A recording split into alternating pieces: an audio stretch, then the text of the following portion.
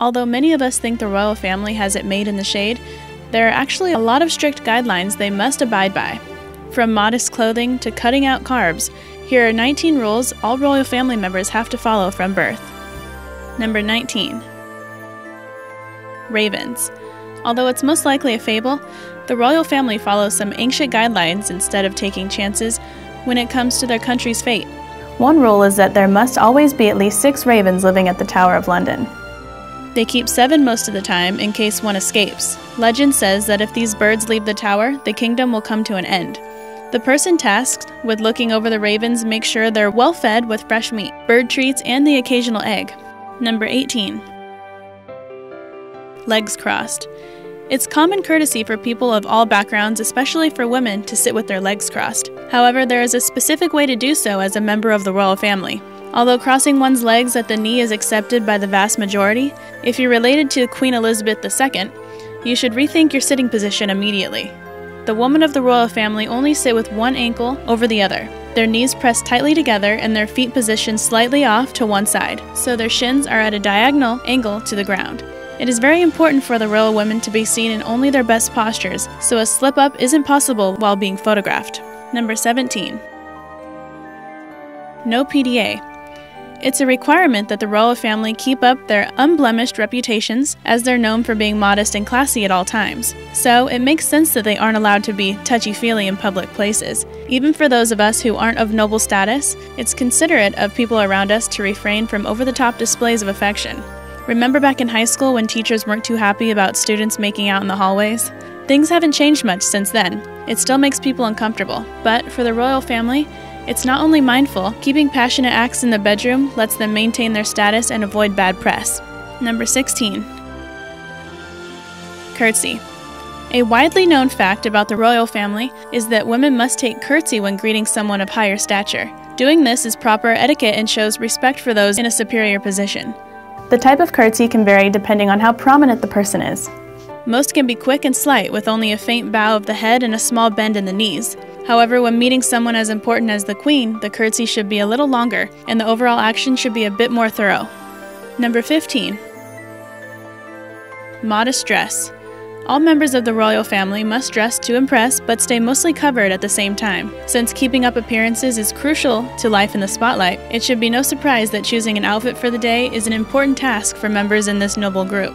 Many of us can pick out low-cut dresses or short shorts to wear out on the town or during daily tasks, but that isn't allowed for queens and princesses or their male counterparts. Revealing clothing is frowned upon by royalty for the same reason public displays of affection are a no-go. It puts their public image in jeopardy. However, even though they have to dress modestly, they can still spice things up with bright colors and fashionable taste. Number 14.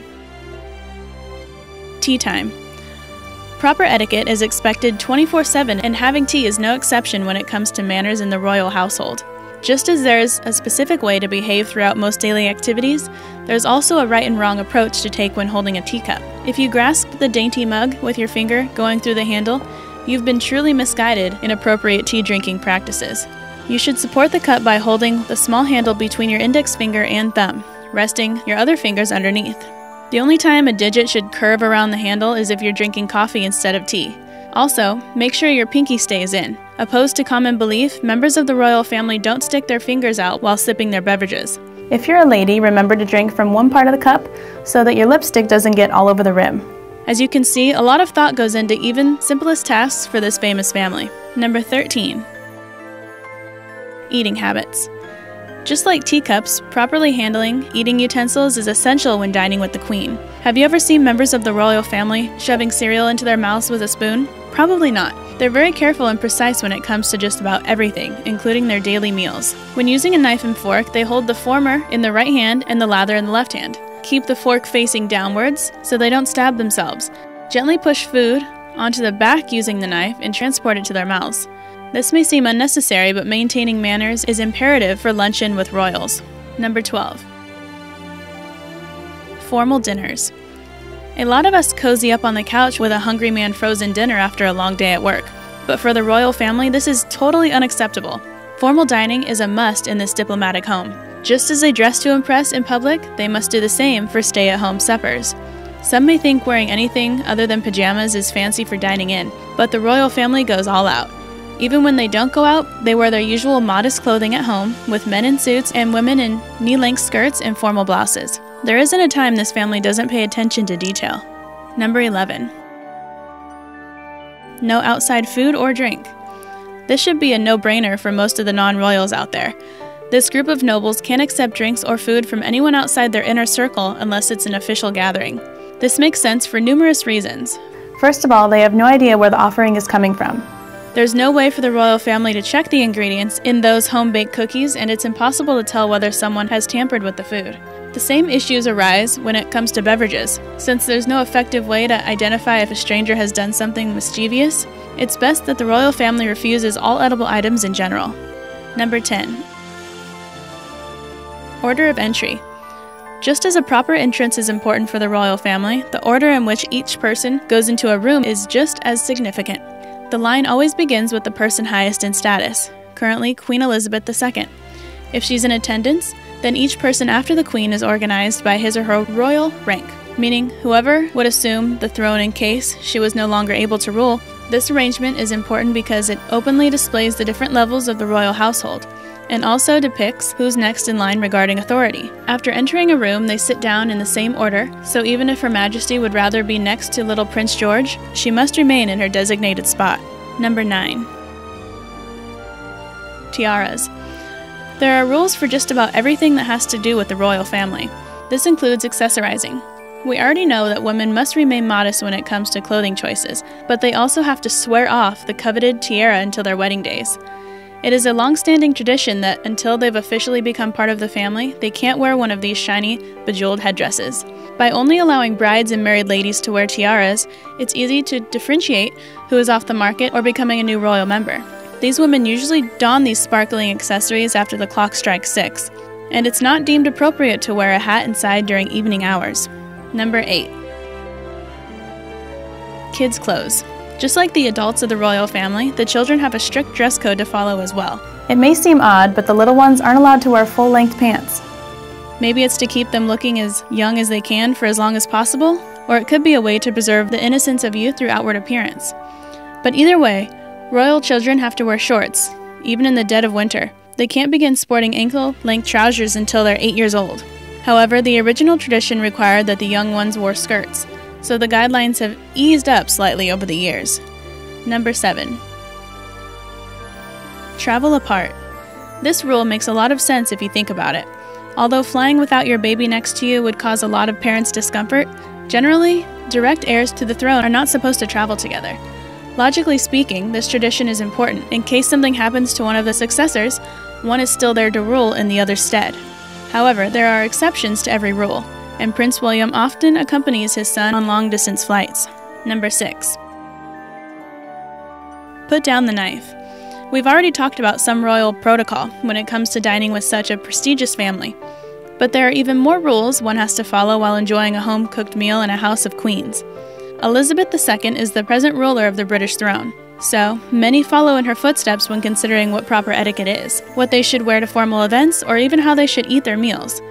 So it's not surprising that during a dinner party, everyone follows the Queen's lead. Although you don't want to force your food down like an animal, it's best to stop eating once Her Majesty has called it quits. It's considered rude to continue after she's finished, and if she places her handbag on the table, you should put the fork down because it means she's getting impatient. Number 5. Pack black. Every time this family takes a trip away from their hometown, they always pack one all-black outfit. It may seem a little morbid, but they have to prepare for all occasions, including funerals. Although the loss of a family member while attending official out-of-state celebrations is highly unlikely, the royal family does their best to plan for any situation. Plus, they have to intentionally pack black clothing because they only wear the color when in mourning. Otherwise, you'll see the Queen sporting mostly bright and happy colors. Number 4. No men allowed.